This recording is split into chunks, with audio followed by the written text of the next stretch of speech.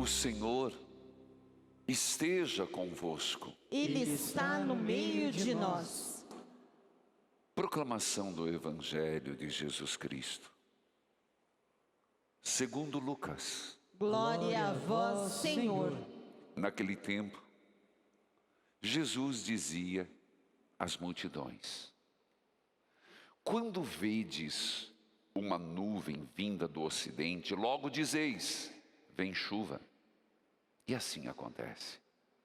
Quando sentis soprar o vento do sul, logo dizeis: vai fazer calor. E assim acontece. Hipócritas, vós sabeis interpretar os aspectos da terra e do céu. Como é que não sabeis interpretar o tempo presente? Por que não julgais por vós mesmos o que é justo? Quando, pois, tu vais com teu adversário apresentar-te diante do magistrado, procura resolver o caso com ele, enquanto estás a caminho. Senão, ele te levará ao juiz. O juiz te entregará ao guarda, e o guarda te jogará na cadeia. Eu te digo, daí tu não sairás, enquanto não pagares o último centavo. Palavra da salvação. Glória a vós, Senhor. Que a palavra de Deus perdoe os nossos pecados. Amém. Querido povo de Deus, neste santuário, eu começo com o Evangelho, mas não é nele que fico. O Evangelho, eu já comecei a dizer no ato penitencial, é de Jesus que observava as pessoas que sabiam interpretar se o vento do sul seca. E assim interpretar os sinais da natureza para saber e dizer se ia chover ou não. Mas o Senhor disse: hipócritas, por que vocês não observam e conseguem interpretar outros sinais?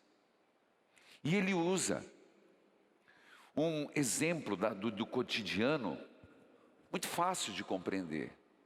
Claro que tem gente que é cabeça dura. Eu tenho muito medo de cabeça dura.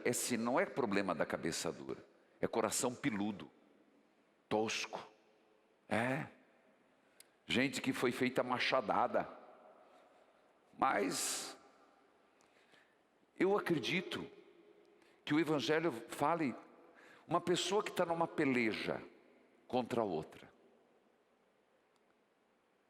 Seria muito burrice você deixar que isso se torne uma causa judicial e que vá até o final, para que, e você sabendo que está errado, você sabe, vai ter que pagar. Se não pagar, vai ser preso. Jesus usa esse exemplo, eu só vou falar por cima, não nos meandros, para dizer: por que não se reconciliar antes? Por que não seguir por um outro caminho? O caminho da restituição, se deve, o caminho do perdão, se é a questão. Existem caminhos, decisões e escolhas que a gente faz que não vai dar certo. Jesus está dizendo isso. Eu quero pagar para ver. Esse pagar para ver pode lhe custar muito. E não é economicamente que eu estou falando. Paga para ver. Você pode terminar sozinho. Paga para ver. Você pode perder coisas valiosas, que não são muito mais do que dinheiro. Paga para ver. Você pode perder a salvação. Então nosso Senhor está questionando: você quer pagar para ver? Olha, gente, eu não sou advogado, não sou juiz, mas eu acompanho, tento ler o que eu posso. E qual é a grande orientação do judiciário? que tentem uma conciliação. Se tiver algum juiz, advogado aqui, sabe disso, quem está me acompanhando. Tente uma conciliação. Antes de tudo, tentem uma reaproximação. Nosso Senhor está dizendo isso. Então, você vai ser o tipo da pessoa que quer pagar para ver? Ignorante. Evangelho. A primeira leitura fala exatamente disso, de discernir, de fazer um discernimento a partir do que tem dentro de nós. Esse texto de São Paulo aos Romanos é de uma profundidade que daria para fazer um retiro de um dia, no mínimo, sobre este texto. É impressionante fazer um discernimento do que é que está dentro de mim me instigando. O que é que está dentro de mim, no meu interior, como um movimento. Mas o movimento pode ser negativo, o movimento pode ser positivo. E a pergunta já fica: quais são os seus movimentos, suas palavras, suas ações? Elas estão construindo ou destruindo? Eu acredito, escrevi há poucos minutos, palavras e gestos de amor geram amor. Palavras e gestos de raiva, de grosseria, geram grosseria. Pois bem, Paulo, ele está falando sobre ele mesmo. Ele já está preso. Paulo está preso. Eu diria que ele já está fazendo uma avaliação da sua vida. O apóstolo. Ele diz assim: estou ciente que o bem não habita em mim. São as coisas da carne. Paulo diz as coisas da carne porque ele é de uma formação helênica, grega. Então tudo que ele fala de carne não é desprezo, mas é apenas polarizando, apenas colocando como forças contrárias. Não que ele tenha desprezo da carne, ele apenas quer dizer, são coisas da carne. Ele diz, eu hoje tenho capacidade de querer o bem. Quantos de nós sabemos o bem? Nós sabemos o que é certo. Voltando ao Evangelho, nós sabemos interpretar os sinais. Nós sabemos que o caminho é da conciliação, do amor, do perdão. Mas o próprio Paulo diz, eu não consigo realizar esse bem. Tá, não consigo realizar, por quê? Por que eu não consigo realizar? Ele chega a dizer, não faço o bem que quero, mas faço o mal que não quero. Para um apóstolo da envergadura que é Paulo, sendo uma das colunas do cristianismo, olha que humildade, que sensatez, que um mea-culpa que ele faz. Isso serve para nós, para fazermos uma análise do nosso interior. Eu sei o que quero, eu sei a palavra de Deus, eu sei o que Deus quer de mim. Então, caramba, por que eu não faço isso? Por que eu sei o que quero e faço o que não quero? E Paulo continua, se eu não faço o que não quero, é porque o pecado habita em mim. Gente, o pecado só gera pecado. Ódio, lembra que eu disse, palavras e gestos de amor geram amor. palavras e gestos de rancor, de grosseria, geram grosseria. Escolha teu caminho. Ontem, o Salmo era o número 1, que falava dos 2 caminhos, e hoje nós repetimos não sei quantas vezes: ensinai-me a fazer a vossa vontade, Senhor. Repita: ensinai-me a fazer a vossa vontade, Senhor. Ensinai-me a fazer a vossa vontade, Senhor. Exatamente o que sei que devo fazer. Ensinai-me este caminho. Ensinai-me a fazer tua vontade. Ensinai-me a fazer o que é certo. É impressionante. Paulo chega a dizer: há uma luta dentro de mim. Nós temos essa luta contínua. A questão é quem vai vencer. Quem vai vencer essa luta?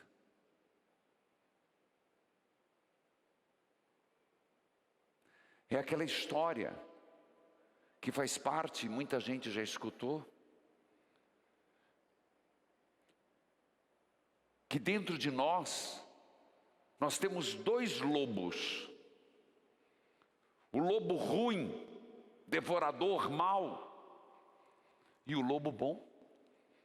E o menino pergunta para o vô: quem vai vencer? E ele responde: quem você alimentar mais. Então quem vai vencer nesta luta? O que eu alimentar mais dentro de mim, a carne ou o espírito?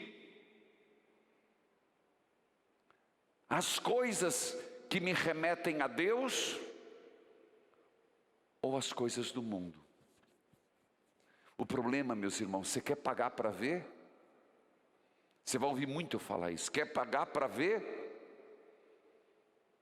Você vai pagar um preço caro. Mas se estiver disposto. Existe uma luta dentro de mim. Ele chega a dizer: quão infeliz sou eu. Olha que consciência de Paulo.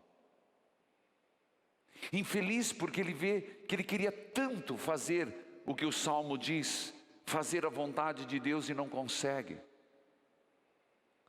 Mas o grande problema, você vai falar: bom, mas se Paulo é assim, imagina eu. Não. É que Paulo tinha uma consciência muito aguçada. Nós temos uma consciência muito relaxada, nós nem tentamos. Estamos constantemente alimentando o lobo mau dentro de nós, o lobo ruim dentro de nós. Como infeliz eu sou. Portanto, meus irmãos, sobre a liturgia, eu fico com estes pensamentos, e acho que são tanto questionadores para nós. O que o Senhor está pedindo? Que caminho que eu estou seguindo? Porque eu não vejo os sinais. O que eu estou fazendo, pergunte-se hoje, o que eu estou fazendo está dando resultado bom ou ruim? Levando a felicidade ou não? Então, o teu jeito está errado. O teu caminho está equivocado. Então muda. Padre, mas eu dou um jeito.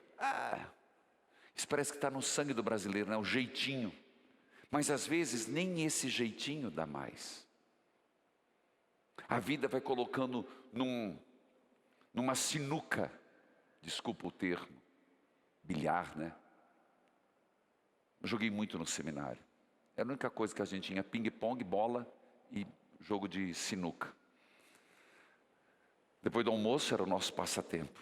Mas quando você cada vez vai chegando mais numa sinuca, e se você não souber, você vai acabar isolado, sozinho. Hoje, nós celebramos São João Paulo II. Que o Brasil, de norte a sul do Brasil, e passou por Curitiba. Não tive oportunidade de estar aqui em Curitiba, eu estava na época no seminário. Mas passou por aqui, passou por Brasília, Rio de Janeiro, Salvador, Fortaleza, Manaus, Belo Horizonte. Aquilo que era cantado por todos, a bênção, João de Deus, nosso povo te abraça, tu vens em missão de paz, seja bem-vindo, e abençoa este povo que te ama. Cantemos o refrãozinho. A bênção, João de Deus, a bênção, João de Deus, nosso povo te abraça, tu vens em missão de paz, seja bem-vindo e abençoa este povo que te ama. A bênção, João de Deus. Um homem que na sua vida foi um homem simples, um polonês, que nem seminário direito pôde fazer, fez as escondidas, clandestino, foi ator, operário. Impressionante, ele teve a graça de depois conhecer pessoalmente São Pio de Pietrelcina, que quando era jovem disse: atenda bem esse polaco, São Pio, ele vai ser papa. E foi praticamente na história, São João Paulo II que reabilitou dois grandes santos, São Pio de Pietrelcina e Santa Faustina Kowalska. Foi ele. Impressionante que ele começou o seu pontificado e hoje foi a primeira missa do pontificado. Diferentemente do que pensamos, geralmente os santos é comum, mudou há pouco tempo ou por algum caso extraordinário, aí eu não sei porquê, que geralmente o santo se celebra no dia da morte, é como a Páscoa, o seu Natal definitivo. Mas São João Paulo II, pelo Papa Francisco, foi estabelecido hoje, que foi a primeira missa do seu pontificado. E uma das primeiras frases de São João Paulo II foi: não tenhais medo. Foi no sermão do seu pontificado. Abri melhor, escancarai as portas a Cristo. Ele começou dizendo: não tenhais medo. E ele não teve medo. Não teve medo de enfrentar a Guerra Fria e trabalhar contra o regime comunista. Ele que viveu na pele o que era o comunismo. Ele que sentiu o que foi uma Polônia se esvaziar nas igrejas. Lutou para derrubar o regime comunista e conseguiu, no grande momento, em 1989, quando caiu o Muro de Berlim. Não teve medo de percorrer o mundo, o Brasil, e ser chamado Papa Peregrino, hoje santo, com exemplo grandioso, quando ele se mostra um Papa eminentemente mariano, totus tu, Maria, todo teu, Maria. E um detalhe importante, foi o Papa que mais deu atenção às aparições de Lúcia, Francisco e Jacinta. E foi ele que consagrou a Rússia, como foi pedido por Nossa Senhora, em 1985, ao Imaculado Coração de Maria. Veja, em 85, ele consagrou a Rússia ao Imaculado Coração de Maria. Em 89, caiu o Muro de Berlim. Ele começou a dizer: não tenhas medo, e não teve. Foi baleado no ano de 1980, mas que dia? Você vai dizer mera coincidência? 13 de maio, no dia 13 de maio, dia de Nossa Senhora de Fátima, em 80, foi baleado. Coincidência? Não. Providência divina. A morte dele já estava arranjada. O assassinato dele já estava combinado.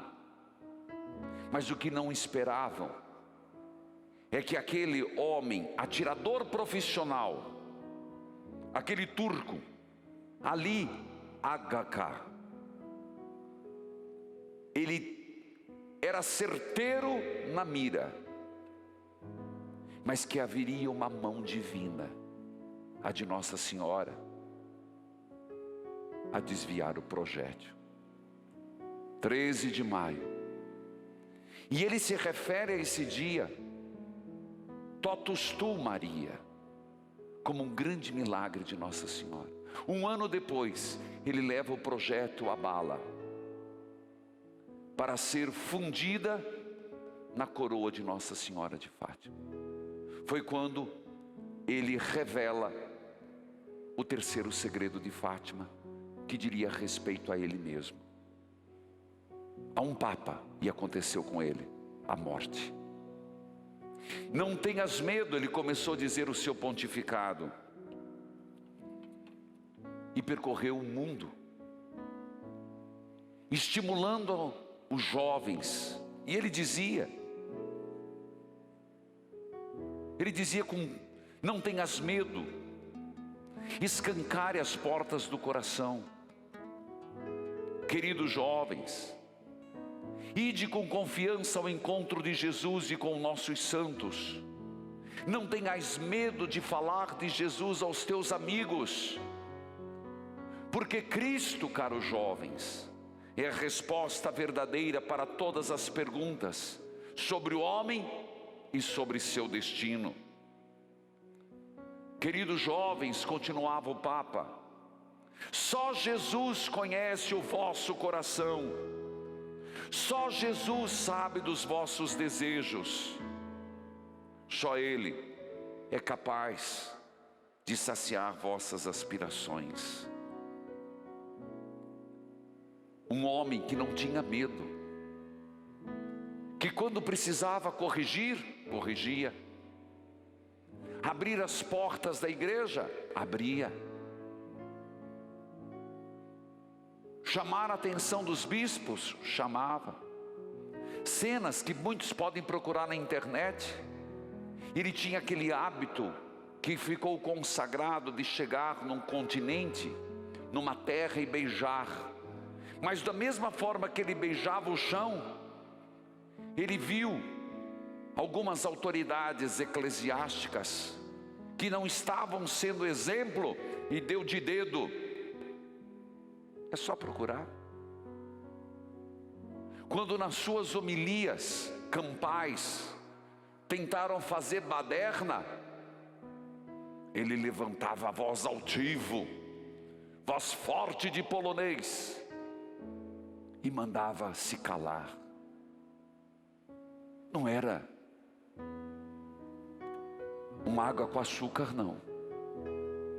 Personalidade forte, presença forte na igreja.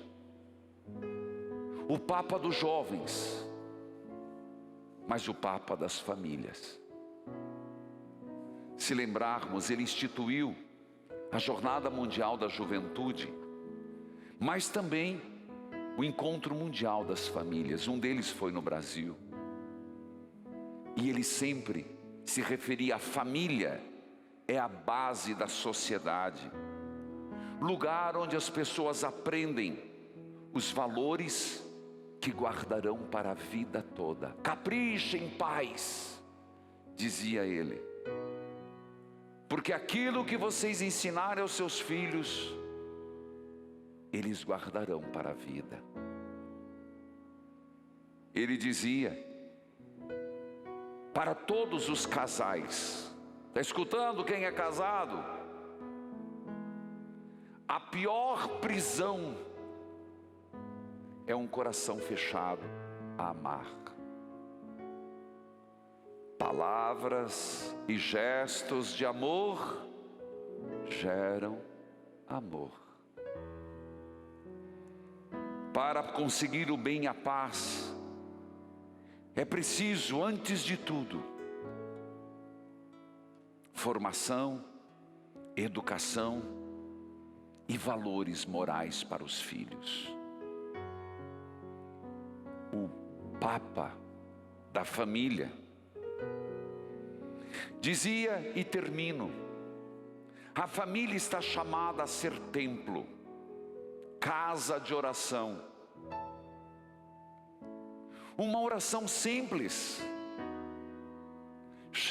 uma casa cheia de ternura. Uma vida de oração que fala da vida e que toda a vida se transforme em oração.